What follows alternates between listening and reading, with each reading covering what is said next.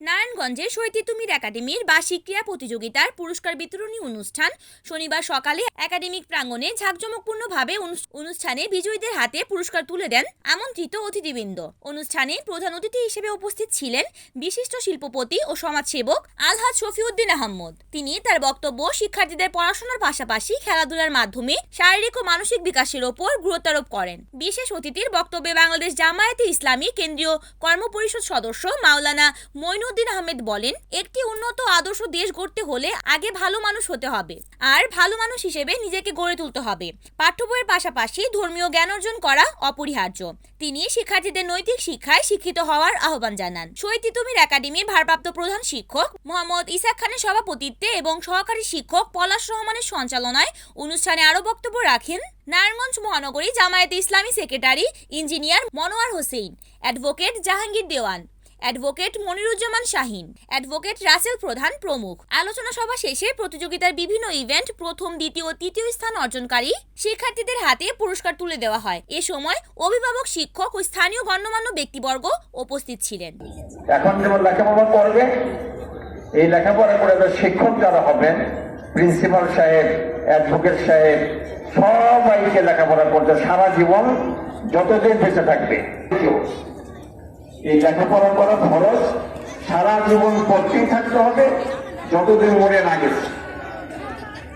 নিয়তের মধ্যে খরচ আদায় করার জন্য মনোযোগ দিয়ে আমার পড়ালেখা করবো, এই বিষয়টায় আমি প্রথমত ছাত্রছাত্রীদেরকে চেষ্টা করছেন।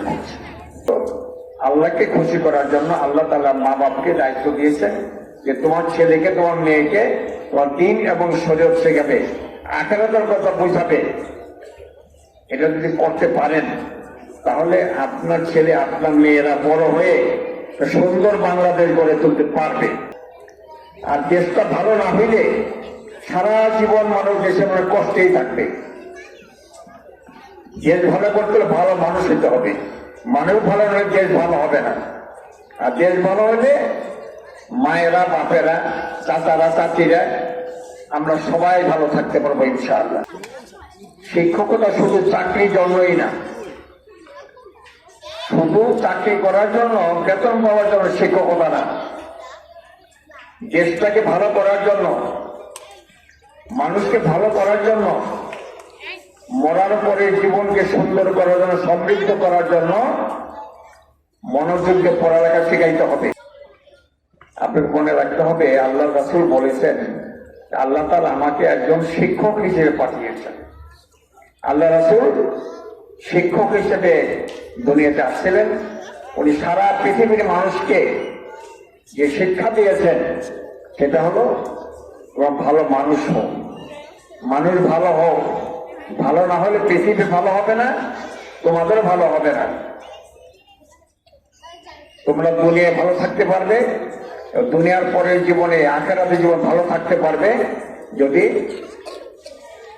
আল্লাহ তাআলার আদেশ ও নিষেধকে মেনে চলতে পারো। NN TV, Narayanganj.